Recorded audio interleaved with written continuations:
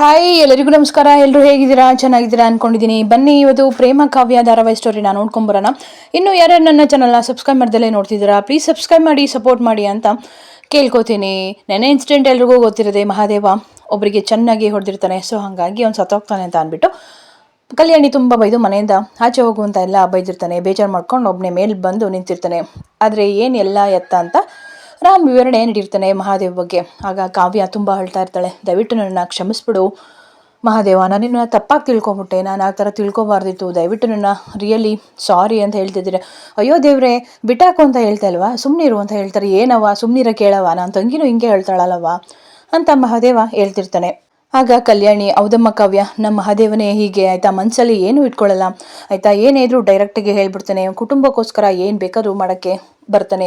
ನೀನೇ ನೋಡಿದ್ಯಾ, ಇನ್ಯಾವತ್ತೂ ಕೂಡ ನಮ್ಮ ಮಹಾದೇವ್ ಬಗ್ಗೆ ತಪ್ಪು ತಿಳ್ಕೊಬೇಡಮ್ಮ. ನೀವು ಯಾವಾಗಲೂ ಕೂಡ ಯಾವುದೇ ರೀತಿ ಅನುಮಾನ ಪಡೆದಲೇ ಖುಷಿಯಾಗಿದ್ದರೆ ನಂಗೆ ಅದೇ ಒಂದು ದೊಡ್ಡ ಉಡುಗೊರೆ ಅಮ್ಮ, ನನಗೆ ದೊಡ್ಡ ಹಬ್ಬ ಇದ್ದಂಗೆ. ನೀವಿಬ್ಬರು ಯಾವಾಗಲೂ ಖುಷಿಯಾಗಿ ನೆಮ್ಮದಿಯಾಗಿದ್ದರೆ ನನಗೆ ಅಷ್ಟೇ ಸಾಕು ಅಂತ ಹೇಳ್ಬಿಟ್ಟು ಎಲ್ಲರೂ ಖುಷಿಯಾಗಿ ಬರ್ತಾರೆ. ಇನ್ನೊಂದು ಕಡೆ ಮಹೇಶ್ವರಿ ಮತ್ತು ಕಿಟ್ಟಿ ಇಬ್ಬರು ಕೂಡ ಮಾತಾಡ್ತಿರ್ತಾರೆ.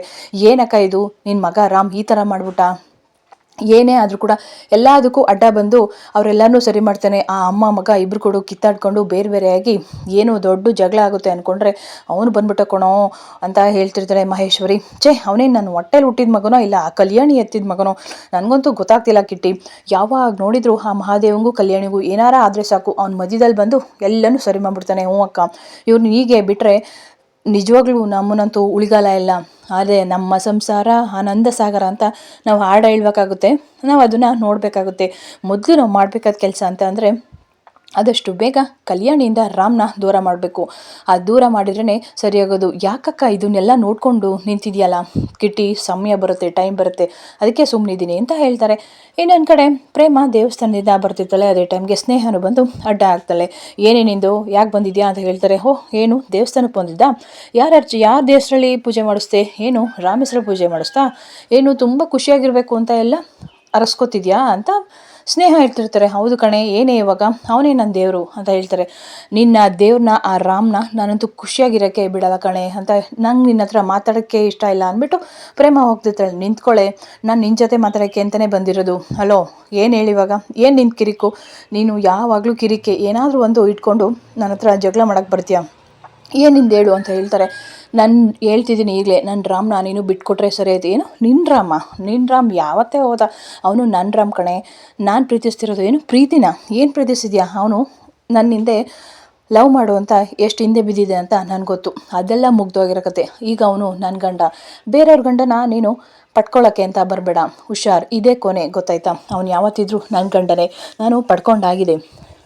ನಿನ್ನ ಪಾಡಿಗೆ ನೀನು ಇರೋದನ್ನ ಕಲ್ತ್ರೆ ಸರಿಯಾಯಿತು. ನಾನಂತೂ ಸುಮ್ಮನೆ ಬಿಡಲ್ಲ ಕಣೆ. ನನ್ನ ಹತ್ರ ಪ್ರೂಫ್ ಇದ್ದಾವೆ. ಅವ್ನು ನನ್ನ ಲವ್ ಮಾಡ್ತಿದ್ದ ಅಂದರೆ ನನಗೆ ಮೆಸೇಜಸ್ಸು, ಕಾಲ್ಸು, ಪಾರ್ಟೀಸ್, ಫೋಟೋಸ್ ಎಲ್ಲ ನನ್ನ ಹತ್ರ ಇದೆ ಆಯಿತಾ. ಅದನ್ನೆಲ್ಲ ಇಟ್ಕೊಂಡು ರಾಮ್ನ ಕೋರ್ಟಿಗೆ ಕಳಿಸ್ತೀನಿ. ರಾಮ್ ಮೇಲೆ ಚೀಟಿಂಗ್ ಕೇಸ್ ಹಾಕ್ತೀನಿ, ಗೊತ್ತಾಯ್ತಾ. ನಾನಂತೂ ಅವನ್ನ ಸುಮ್ಮನೆ ಇರಲ್ಲ, ಕೋರ್ಟ್ ಮೆಟ್ಲೇರೇ ಇರಿಸ್ತೀನಿ ಅಂತ ಹೇಳ್ತಿರ್ತಾರೆ. ಸ್ನೇಹ ಹುಷಾರಾಗಿರು, ಇನ್ಯಾವತ್ತೂ ಕೂಡ ನನ್ನ ಗಂಡನ ಮೆಟ್ಲೇರಿಸ್ತೀನಿ ಕೋರ್ಟ್ ಅಂತ ಹೇಳ್ಬೇಡ ಆಯಿತಾ. ಅವನು ಕೋರ್ಟ್ ಮೆಟ್ಲೇರಕ್ಕೂ ಮುಂಚೆ ಅವ್ನು ನಿಮ್ಮ ಡಾಕ್ಟ್ರಿಗೆ ಕೆಲಸಕ್ಕೆ ಬರ್ತಾನೋ ಇಲ್ವೋ ಅನ್ನೋದನ್ನು ನೋಡ್ಕೊ, ಗೊತ್ತಾಯ್ತಾ. ಇದೇ ಲಾಸ್ಟ್, ಇನ್ನೊಂದು ಸಲ ನನ್ನ ರಾಮ್ನ ಕೋರ್ಟ್ ಮೆಟ್ಲೇರಿಸ್ತೀನಿ, ಹಾಗೆ ಮಾಡ್ತೀನಿ ಹೀಗೆ ಮಾಡ್ತೀನಿ ಅಂದರೆ ನಿನ್ನ ಕಣ್ಣು ಗುಡ್ಡಿನ ಕಿತ್ತಾಕ್ಬಿಡ್ತೀನಿ. ಇನ್ಯಾವತ್ತೂ ಕೂಡ ನನ್ನ ರಾಮ್ ನೆರಳಿಗೂ ಕೂಡ ಕಷ್ಟ ಕೊಡ್ತೀನಿ ಅನ್ನೋದು ನಿನ್ನ ಮನಸ್ಸಲ್ಲಿ ಬರಬಾರ್ದು. ಏನು ಅನ್ಕೊಂಬಿಟ್ಟಿದ್ಯಾ ನನ್ನ ರಾಮ್ನ, ಅವ್ನು ಯಾವತ್ತಿದ್ರೂ ನನ್ನ ಗಂಡ, ನನ್ನ ಶ್ರೀಯಮ್ಮನೇ, ಗೊತ್ತಾಯ್ತಾ. ನೀನು ಅಂದ್ಕೊಂಡಂಗಲ್ಲ. ನೀನು ಎಷ್ಟೇ ಎಗರಾಡಿದ್ರು ಕಷ್ಟ, ಅವನು ನನ್ನ ರಾಮ್ ಕಣೆ ಅಂತ ಸ್ನೇಹ ಹೇಳ್ತಿರ್ತಾನೆ. ನೀನು ಎಷ್ಟೇ ಎಗರಾಡಿದ್ರು ಕೂಡ ಅವನು ನನ್ನ ರಾಮ್, ನನ್ನ ಗಂಡ, ಗೊತ್ತಾಯ್ತಾ. ಮೊದಲು ನಿನ್ನ ಆಸ್ಪತ್ರೆ ಮೆಟ್ಲೇರ್ತಾನೆ, ಅದನ್ನು ನೋಡು ನಿನ್ನ ಕೋರ್ಟ್ಗೆ ಹೋಗ್ತಾ ಮುಂಚೆ ಅಂತ ಮಾತಾಡ್ತಾರೆ. ಇನ್ನೊಂದು ಕಡೆ ಮಹೇಶ್ವರಿ ಮತ್ತು ಕಿಟ್ಟಿ ಮಲ್ಲಿ ಮತ್ತು ಗರುಡೆಗೆ ಫೋನ್ ಮಾಡ್ತಾ ಇರ್ತಾರೆ. ಆವಾಗ ಮಹೇಶ್ವರಿ ಮಾತಾಡ್ತಿದ್ದೆ, ಮಲ್ಲಿ, ನಿನ್ಗೆ ಎಷ್ಟೋ ಧೈರ್ಯ, ನಿನ್ಗೆ ಎಷ್ಟು ಸಲ ವಾರ್ನಿಂಗ್ ಕೊಟ್ಟರು ಕೂಡ ಪದೇ ಪದೇ ಜಗಳಕ್ಕೆ ಬರ್ತಾನೆ ಇರ್ತೀಯಲ್ಲೋ, ನಿನ್ನ ಕೈಲಿ ಏನೋ ಕಿತ್ಕೊಳ್ಳೋಕ್ಕಾಗುತ್ತೆ. ನನ್ನ ಮಗಳಿಗೆ ನಾಳೆ ನಿಶ್ಚಿತಾರ್ಥ ಇಟ್ಕೊಂಡಿದ್ದೀವಿ, ಆ ಗರುಡಂಗೆ ಹೇಳು ಯಾವುದೇ ಕಾರಣಕ್ಕೂ ಕೂಡ ನಮ್ಮ ಮನೆ ಹತ್ರ ಬಂದು ಗಲಾಟೆ ಮಾಡಬೇಡ ಅಂತ. ಗಲಾಟೆ ಏನಾರು ಮಾಡಿದರೆ ಆ ಪರಿಣಾಮ ನೆಟ್ಟಗಿರಲ್ಲ. ನೀವೇನೋ ಕಿತ್ಕೊಳ್ಳೋಕ್ಕಾಗುತ್ತೆ. ನನಗನ್ಸುತ್ತೆ ಮೋಸ್ಟ್ಲಿ ನನ್ನ ಮಗ ಮಹಾದೇವನ ಕೈಲೇ ನೀವು ಸಾಯ್ತೀರಾ ಅಂತ ಅನಿಸುತ್ತೆ. ಅದಂತೂ ಖಂಡಿತ. ನೀವೇನಾದರೂ ನಾಳೆ ಬಂದರೆ ನಿಮ್ಮನ್ನಂತೂ ಮೇವು ಕಟ್ ಮಾಡೋ ಮಿಷಿನ್ಗೆ ಹಾಕಿ ನಿಮ್ಮನ್ನೆಲ್ಲ ತುಂಡು ಮಾಡಾಕ್ಬಿಡ್ತಾನೆ, ಹುಷಾರ್, ಗೊತ್ತಾಯ್ತಾ. ಏನು ಅರ್ಥ ಇದೆಯಾ, ಮುಚ್ಚ ಬಾಯಿ, ನಿನಗೆ ವಾರ್ನಿಂಗ್ ಕೊಡೋಕೆ ಮಾಡಿದ್ದು. ಇನ್ಯಾವತ್ತೂ ಕೂಡ ನಮ್ಮ ಮಕ್ಕಳು ತಂಟೆಗೆ ಬಂದರೆ ಸರಿ ಇರಲ್ಲ, ಗೊತ್ತಾಯ್ತಾ. ನಾಳೆನೇ ನಿಶ್ಚಿತಾರ್ಥ ಪಂಚಮಿದು. ಆ ಗರುಡಂಗೆ ಹೇಳು, ಏನೂ ಕಿತ್ಕೊಳ್ಳೋಕ್ಕಾಗಲ್ಲ ಅಂತ ಆಯಿತಾ. ಮಹಾದೇವ ಇರೋವರೆಗೂ ನೀನು ಅವಳ ತಂಗಿನ ಮುಟ್ಟಕ್ಕೂ ಕೂಡ ಆಗಲ್ಲ ಅಂತ ಹೇಳ್ತಾರೆ. ಆಗ ಗರುಡ, ಏನು ನಾಳೆ ಪಂಚಮಿದು ಎಂಗೇಜ್ಮೆಂಟಾ? ಅವಳು ಪಂಚಮಿ ನನ್ನವಳು, ನಾನು ಮದುವೆ ಆಗಬೇಕಾದವಳು, ಅವಳಿಗೆ ಕಷ್ಟ ಕೊಟ್ಟೇ ತೀರಬೇಕು. ಇಲ್ಲ ಅಂತಂದರೆ ನಾನು ಇದ್ದಿದ್ದು ನೆಮ್ಮದಿ ಆಗಲ್ಲ. ಅವನು ನನ್ನ ಕೈ ಕತ್ತರಿಸಿದ್ದಾನೆ, ಅವನಂತೂ ನಾನು ಸುಮ್ಮನೆ ಬಿಡಲ್ಲ. ನಾಳೆನೇ ಎಂಗೇಜ್ಮೆಂಟ್ ಅಲ್ವಾ, ನೋಡು ಯಾರನ್ನ ಕತ್ತರಿಸ್ತಾರೆ ಅಂತ ನೋಡ್ತಾ ಇರು, ಯಾರು ಮಿಷಿನ್ ಕೆಳಗಡೆ ಕೊಟ್ಟು ಕೈಮಾ ಮಾಡ್ತಾರೆ ಅನ್ನೋದನ್ನು ನೋಡೋಕೆ ಹೇಳು ಆ ಮಹಾದೇವಂಗೆ. ಹೌದಾ, ಅಷ್ಟೊಂದು ಧೈರ್ಯ ಇದೆಯಾ? ಬನ್ನಿ ನೋಡೋಣ ನಾಳೆ ಅಂತ ಹೇಳ್ತೀವಿ. ನಾಳೆ ಬಂದೇ ಬರ್ತೀವಿ. ಅದು ಹೇಗೆ ಎಂಗೇಜ್ಮೆಂಟ್ ಮಾಡ್ತಾರೋ ಮಾಡಲಿ ಅವನ ತಂಗಿಗೆ ಅಂತ ಗರುಡ ಸವಾಲಾಗ್ತಿರ್ತೀನಿ. ಹೋಗ್ರಲ್ಲೋ, ನೀವು ಆಡೋದನ್ನು ನಾನು ನೋಡ್ಕೊಂಡಿದ್ದೀನಿ ಅಂತ ಹೇಳ್ಬಿಟ್ಟು ಫೋನ್ ಕಟ್ ಮಾಡ್ತಾಳೆ. ಆಗ ಕಿಟ್ಟಿ, ಅಕ್ಕ ನಿಂದು ತಲೆನೇ ತಲೆ ಅಕ್ಕ, ಏನು ಸೂಪರ್ ತಲೆ, ನಿನ್ನ ನೋಡಿ ನಾವು ಕಲ್ತ್ಕೋಬೇಕು. ಹ್ಞೂ ಕಣಮಲ್ಲಿ, ಅವರಿಬ್ಬರು ಸಾಯಬೇಕು, ಅದೇ ನನಗೆ ಇಷ್ಟ. ಆ ಮಹಾದೇವ ಜೈಲಿಗೆ ಹೋಗಬೇಕು, ಅದನ್ನು ನೋಡಿ ಆ ಕಲ್ಯಾಣಿ ನೆರಳಬೇಕು, ಅದನ್ನು ನಾವು ನೋಡಿ ಖುಷಿ ಪಡಬೇಕು ಅಂತ ಹೇಳ್ತಾನೆ. ಆಗ ಬಾ ಹೋಗೋಣ ಅಂತ ಹೇಳ್ಬಿಟ್ಟು ಬರ್ತಾರೆ. ಆಗ ಪಂಚಮಿ ತಿಂಡಿ ತಿಂತಿರ್ತಾಳೆ. ನೋಡು, ಪಂಚಮಿ ಒಬ್ಬಳೇ ಇದ್ದಾಳೆ, ತಿಂಡಿ ತಿಂತಾ ಇದ್ದಾಳೆ, ಹೋಗು, ಇದೇ ಒಳ್ಳೆ ಟೈಮು, ಪಂಚಮಿನ ಪ್ರೀತಿಯಿಂದ ಮಾತಾಡಿಸಿ ನಿನ್ನ ಕಡೆ ಹೇಳ್ಕೊ ಅಂತ ಹೇಳ್ತಾರೆ. ಸರಿ ಆಯಿತು ಅಕ್ಕ ಅಂತ ಹೇಳ್ಬಿಟ್ಟು ಹೋಗ್ತಾನೆ. ಆಗ ಪಂಚಮಿ ಹತ್ರ ನಿಧಾನವಾಗಿ ಬರ್ತಾನೆ. ಅವನೇ ವಿಲ್ಲನ್ ಅಲ್ವಾ, ಸೊ ನಿಧಾನವಾಗಿ ಬಂದು, ಏನಮ್ಮ ಪಂಚಮಿ ಅಂತ ಹೇಳ್ಬಿಟ್ಟು. ಆಗ ಪಂಚಮಿಗೆ ಫುಲ್ಲು ಶಾಕ್ ಆಗುತ್ತೆ. ತಿಂಡಿ ತಿಂತಾ ಇದೆಯಾ, ಎದುರುಕೊಂಡ? ಏನು ಹೆದರ್ಕೋಬೇಡ. ಯಾಕೆ ಇಷ್ಟೊಂದು ಮುಖದಲ್ಲಿ ಇಷ್ಟೊಂದು ಭಯ ಇದೆ? ಯಾಕೆ ನಿನಗೆ ಮದುವೆ ಏನಾದರೂ ಇಷ್ಟ ಇಲ್ವಾ? ಇಷ್ಟ ಇಲ್ಲ ಅಂದರೆ ಹೇಳು, ನಾನು ಮಹಾದೇವ್ ಜೊತೆ ಮಾತಾಡ್ತೀನಿ, ಮದುವೆ ಇಷ್ಟ ಇಲ್ಲ ಅಂತ. ಅಯ್ಯೋ ಇಲ್ಲ ನನಗೆ 100% ಓಕೆ, ನನಗಿಷ್ಟ ಮದುವೆ ಅಂತ ಹೇಳ್ತಾರೆ. ಹೌದಾ, ಮತ್ತು ಯಾಕೆ ಮುಖ ಎಲ್ಲ ಈ ರೀತಿ ಬಾಡೋಗಿದೆ, ಸರ್ಗೋಗಿದೆಯಲ್ಲ, ಏನಾದ್ರು ಯೋಚನೆ ಮಾಡ್ತೀಯಾ, ಏನಾರು ಭಯನಾ ಅಂತ ಹೇಳ್ತಿರ್ತಾನೆ. ಇಲ್ಲ ಹಾಗೇನಿಲ್ಲ ಅಂತ ಪಂಚಮಿ ಅವಳು ಮೂಗು ಭಾಷೆಯಲ್ಲಿ ಹೇಳ್ತಿರ್ತಾಳೆ. ಮುಖದಲ್ಲಿ ಎದ್ದು ಕಾಣಿಸಿದ್ಯಮ್ಮ, ತಗೋ ಇನ್ನೊಂದು ಸ್ವಲ್ಪ ತಿಂಡಿ ತಿನ್ನು ಅಂತ ಹೇಳ್ತಾಳೆ. ಬೇಡ ಸಾಕು ಅಂತ ಹೇಳ್ತಾನೆ ಇರ್ತಾಳೆ. ಬಟ್ ಕಿಂಟಿ, ಇನ್ನೊಂದು ಸ್ವಲ್ಪ ತಿನ್ನು ಅಂತ ಹೇಳ್ಬಿಟ್ಟು ಬಡಿಸ್ತಾನೆ ಇರ್ತಾನೆ. ನೀನೇನು ಹೆದರ್ಕೋಬೇಡ, ಆ ಗರುಡ ಮತ್ತು ಮಲ್ಲಿಯಿಂದ ನಾನು ನಿನ್ನನ್ನು ಕಾಪಾಡ್ತೀನಿ. ನೀನೇನಾದರೂ ಹೋಗಬೇಕು, ಶಾಪಿಂಗ್ ಮಾಡಬೇಕು ಅಂತ ಇದ್ದರೆ ನೀನು ನನ್ನನ್ನು ಕರ್ಕೊಂಡೋಗು ಆಯಿತಾ, ನಾನು ಬರ್ತೀನಿ ನಿನ್ನ ಜೊತೆ, ಅವ್ರಿಗೆ ಚೆನ್ನಾಗಿ ಓಡಿಸ್ತೀನಿ, ಅವ್ರು ನಿನ್ನ ತಂಟೆಗೆ ಬರಬಾರ್ದು ಅಂತ ಹೇಳ್ತಾನೆ. ಇನ್ನೂ ಸ್ವಲ್ಪ ತಿನ್ನು ಅಂತ ಹೇಳ್ತಾರೆ. ಇಲ್ಲ ಬೇಡ ಅಂತ ಹೇಳ್ಬಿಟ್ಟು ಪಂಚಮಿ ಅಲ್ಲಿಂದ ಹೊರಟಾಗ್ತಾಳೆ. ಆಗ ನಿಂತ್ಕೊಂಡು ಇಬ್ಬರು ಕೂಡ ಅಲ್ಲೇ ನೋಡ್ತಿರ್ತಾರೆ.